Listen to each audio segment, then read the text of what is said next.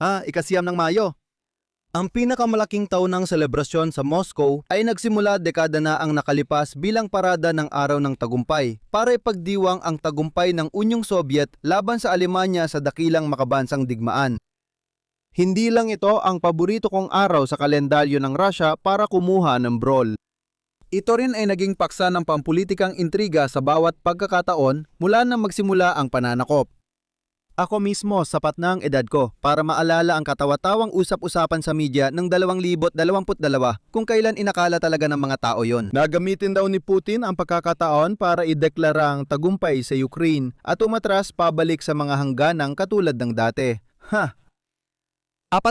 buwan na mula nang magsimula ang digmaan, tuloy pa rin ito. Ngayon, taon-taon tinag-uusapan kung ano pa ang kayang gawin ng Russia sa parada. Dahil sa kakulangan ng kagamitan mula sa pagkalaga sa silangang Ukraine at lumalalang alalahanin sa seguridad dahil sa long-range drone at cruise missile, ipinangalan sa mga cute na kulay rosas na ibon. Habang ninanamnam natin ang mas kaaya-ayang brawl, ililipat ko ang usapan sa mas seryosong paksa tungkol sa maaring mangyari ngayong Mayo 9. Patuloy ang mga spekulasyon na maaring si Putin ang puntirya sa pagkakataong ito, kasabay ng hayagang pag-anunsyo ng Kremlin ng mas maliit na parada at iba't ibang ulat na nagpapakita ng pagpapalawak ng aparatong panseguridad ni Putin. Kaya ngayong araw, gusto kong mag-focus sa tatlong bagay. Una, tatalakayin natin ang dalawang panukala para sa panandaliang tigil putukan upang masiguro ang ligtas na pagdiriwang sa Moscow kabilang ang nakakatawang pang-aasar ng isang Ukrainian. Pagkatapos, tatalakayin natin ang estratehiya sa likod ng problema sa seguridad at kung ano ang sinasabi nito tungkol sa mga pag-atake sa Araw ng Tagumpay at kasalukuyang mga kaganapan.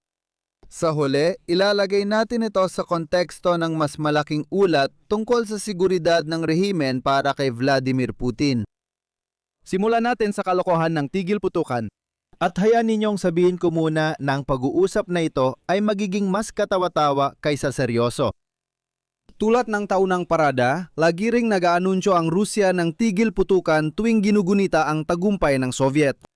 Sa totoo, para lang ito masigurong may daos ni Putin ang parada niya ng walang abala. Hindi ka na magugulat na malaman na ang pagsunod sa mga tigil putukan na yan ay hindi ring ganoon kaayos. Ngayong taon, nagpasya ang Ukraine na gumawa ng nakakatawang hakbang. Mas maaga ngayong linggo, inanunsyo ni Zelensky na pwedeng magka-ceasefire ang Russia. Gayunpaman, hindi ito magsisimula sa ika-9 ng Mayo. Sa halip, magsisimula ito Mayo 6. Simula noon, gagayahin ng Ukraine ang mga kilos ng Rusya. Walang pagpapaputok sa Ukraine at pagkatapos ay walang pagpapaputok sa Rusya. Gantihan. Sinusubukan ng Ukranya ipakita ang kalokohan ng isang panig na tigil putukan. Hindi mo pwedeng basta sabihin na may tigil putukan na tapos ayun na agad. Nakuha ko kasi patuloy pa rin ang Russia sa digmaan tulad ng dati. Kaya lumalabas ang mga haka-haka kung ano ang gagawin ng Ukraine sa Araw ng Tagumpay habang muli na namang nagbabala ang Russia ng malalaking konsekwensya kung gagambalain ng Ukraine ang selebrasyon sa Moscow. Paalala sa Kremlin at sa iba pang hindi nakatutok sa digmaang ito. Ano gagawin ng Russia? Sasakupin ba nila ang Ukraine? Wala nang natitirang alas ang Moscow dahil nailabas na ang lahat ng baraha o kaya ay hindi na magagamit dahil hindi ito magugustuhan ng Beijing. Hindi ka dapat magbantang mananalo ka sa digmaan kung kaya mo naman, sana ginawa mo na lang. Kung lalawakan ang pananaw, masasabi kong ang buong tit-for-tat na usaping ito tungkol sa tigil putukan ay panglihis lang ng atensyon. Ang tigil putukan na iniutos ni Zelensky ay tinuturing ng media na matalinong hakbang na nagpapakita ng pagkukunwari ng Kremlin tungkol dito. Kahit na ganon, halos wala naman itong konkretong epekto sa sitwasyon ng militar at hindi ko rin alam kung sino pa matapos ang 4 na taon ang hindi pa nakakabuo ng opinyon kung aling panig ang tama. Dahil dito, nakuha ng Ukraine anumang pakinabang na may dudulot ng positibong ikot ng balita sa mga sumusubaybay sa digmaan. Ang mahalaga talagang kwento ay kung anong mangyayari sa o bago ang Araw ng Tagumpay. Pag-usapan natin yon. Bagamat mas kaakit-akit ang Araw ng Tagumpay sa pagpapakita ng estratehikong problema ng depensa, nananatili pa rin itong usapin ng paglalaan ng depensa. Baka maalala mo ito mula sa dati nating pagtalakay sa dilema, pero bibigyan pa rin kita ng mabilis na paalala. Ipalagay natin na may dalawang posibleng kahinaang pandepensa ang Rusya at bawat isa ay may kani-kanyang antas ng pagkabulnerable at may mga mapagkukunang pandepensa itong maaaring ilaan sa alinman sa dalawang lokasyong iyon. Ang mahalaga, hindi dapat hating pantay ng Rusya ang mga mapagkukunan. Dapat suriin ng Rusya ang kahinaan ng dalawang lokasyon at ilaan ng mapagkukunan para mapantay ang panganib sa dalawang lugar. Dahil kapag sobrang paglalaan mo sa isa, tatragetin ng Ukraine ang mas mahina, kaya walang saysay ang depensang inilaan sa kabila. Ngayon, isipin mong bigla tayong nagkaroon ng ikatlong posibleng target na parang lumitaw na lang mula sa wala. Iyan sa katunayan ang sitwasyon sa parada ng Araw ng Tagumpay. Isang araw sa isang taon, may isa pang target na wala namang practical na halaga pero biglang nagiging mahalaga para sa layunin ng propaganda. Huwag nang pansinin na maraming VIP ang uupong lantad sa mga kalsada ng Moscow. Sa malas para sa Russia, ang parada ay hindi agad nadadagdag ng maraming bagong puwersa ng seguridad. Napipilitan ng Kremlin na manatili sa dati nitong bilang ng depensa, ngunit ngayon ay may panibagong mahinang bahagi na kailangang bantayan. Dahil dito, napipilitang hatiin ng Russia ang depensa nila sa iba't ibang lugar para pantayin ang mga kahinaan sa seguridad ng bawat target.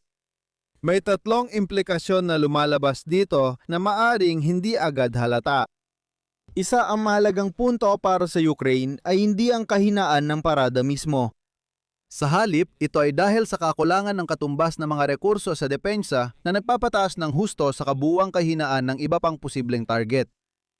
Dalawa, ang anumang haka-haka sa maaring tamaan ng Ukraine sa Mayosham ay dapat may tamang kababaang loob. Ang unang antas ng estratehikong pag-iisip ay kapag mahina ang parada, ito ang nagiging target. Ang ikalawang antas ng estratehikong pag-iisip ay dahil gustong protektahan ng Kremlin ang parada, malinaw na ang mga kasalukuyang target ang tatamaan sa araw na yon. Ang ikatlong antas ng estratehikong pag-iisip ay tabla lang ito dahil ang tamang depensa ay nagpapantay ng kahinaan sa lahat ng target. Sa ikaapat na antas ng estratehikong pag-iisip, hindi alam ng Rusya ang eksaktong kakayahan ng Ukraine na tamaan ng mga target, kaya sinusubukan nitong ipantay ang kahinaan batay sa pinakamahusay nitong tantiya sa kakayahan ng Ukraine. Ang huling target ng Ukraine ay batay sa impormasyong tanging Kyiv lang ang may alam. Kaya wala ring silbi para sa atin na hulaan ang totoong target. Kung alam natin ang impormasyong iyon, siguradong alam din ng Kremlin, kaya hindi na ito pribadong impormasyon gaya ng una nating akala. Nakikita na natin ngayon ang benepisyo ng parada para sa Ukraine. Hindi agad na ipatupad ng Rusya ang lahat ng sistemang seguridad sa Moscow noong Mayo 8 8 ng umaga. Dapat simulan ng Kremlin ang pagposisyon ng air defense ilang araw bago ang takdang oras. Ibig sabihin na yon ay mahina na ang seguridad ng mga target tulad ng mga refinery ng Rusya. Mapapansin mong mas matagumpay ang Ukraine sa mga kamakailang pag-atake kahit mahirap ihiwalay ang epekto ng araw ng tagumpay sa kalagayan ng Rusya. Puntahan na natin ang huling paksa ngayon. Ang parada at seguridad nito ay nagaganap habang lalo pang nababahala si Putin sa katatagan ng kanyang rehimen. May nalik na ulat na kumalat sa Western media o manoy mula sa European Intelligence Agency na nagpapaywatig na mas malaki ang problema ng Kremlin kaysa sa alam ng publiko. Upang ibuwad ang ilan sa mga pangunahing pahayag, ang sinumang may pakikisalamuha kay Putin ay mas mahigpit na binabantayan. Mas kaunti na ang oras na ginugugol ni Putin sa isang bunker sa Moscow at mas marami na siyang oras sa isang bunker sa Krasnodar at si dating ministro ng Depensa Sergei Shoigu ay sentro ng isang posibleng planong kudeta. Maglaan tayo ng oras para ilagay ang bawat isa sa tamang konteksto. Hindi ako sigurado kung bakit nabigyan ng ganong atensyon ang usapin ng pagmamanman dahil parang normal lang ito para sa isang paranoid na autokratang gumagawa ng tipikal na kilos ng isang paranoid na autokrata. Kaugnay ng Araw ng Tagumpay, hindi pa rin ginagawa ng Russia ang parada ng Immortal Regiment dahil maraming hindi kilalang taong lalapit kay Putin. Masasabi ko na ang impormasyong ito ay dagdag detalye lang sa alam na nating totoo. Mas interesante ang usapin ng Krasnodar. Nandito ito sa timog ng bansa. Ang Moscow ay nandito sa itaas.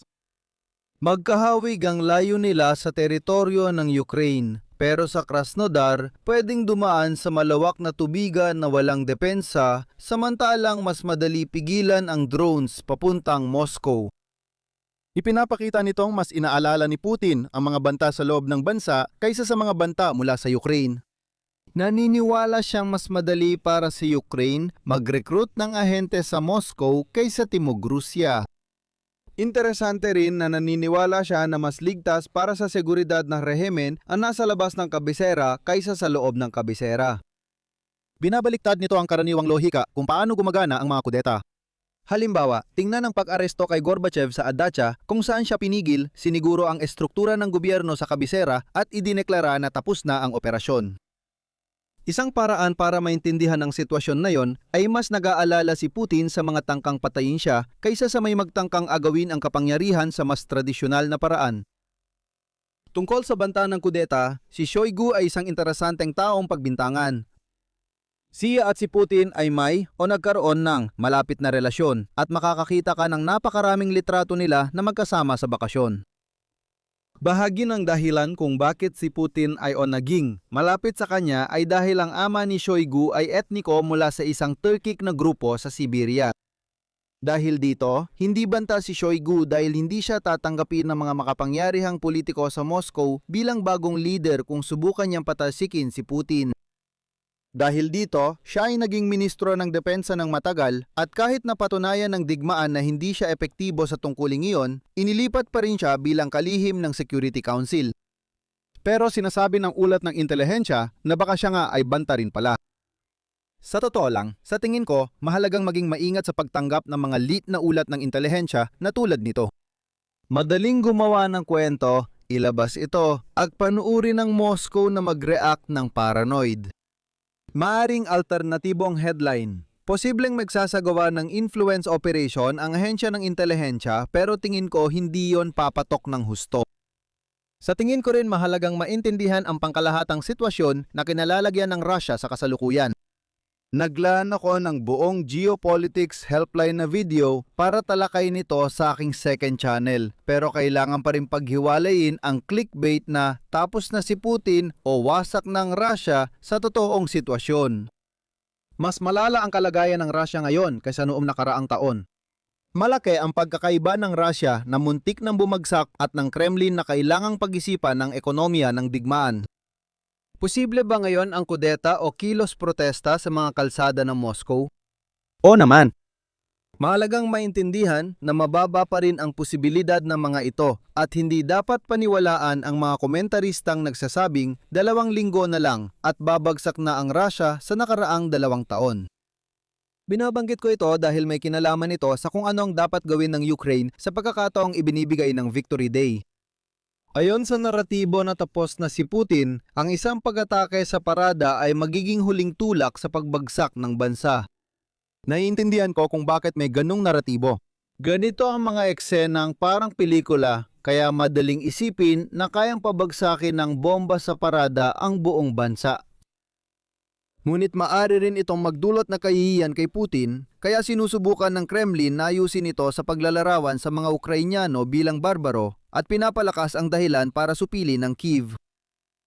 Sa usapin ng defensive allocation, dapat pantayin ng Russia ang lahat ng panganib na yon. Mula sa pananaw natin bilang mga keyboard warrior, ang isa pang pag-atake sa isang oil refinery ay dapat may parehong inaasahang benepisyo sa digmaan gaya ng pagtama sa parada. Bagamat mas madandasan ng brawl ang huli, nababalanse ito ng mas matinding depensa sa kabisera kaya mababa ang tsansa ng tagumpay ng Ukraine doon.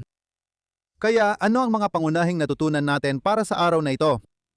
Ang magkakatunggaling ceasefire ay isang katawa-tawang distraksyon na hindi naman magkakaroon ng malaking epekto sa digmaan. Ang parada ng araw ng tagumpay ay napapahina sa seguridad ng Rusya, ngunit ang panganib ay nakakalat din sa iba pang mahihinang pasilidad sa bansa. Dapat nating kilalanin ang bagong ulat sa seguridad, pero huwag mag-overreact tulad ng ginagawa natin sa bawat malaking kaganapan sa digmaan. Samantala, kung gusto mong matuto pa tungkol sa mga isyong dulot ng paulit-ulit na maling pagbabadya ng nalalapit na pagbagsak ng Rusya at sa kabilang banda, kung paano tunay na masuportahan ng mas mabuti ang Ukraine sa politika, panoorin mo ang Geopolitics Helpline na video na binanggit ko kanina.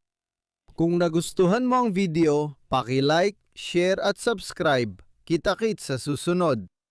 Mag-ingat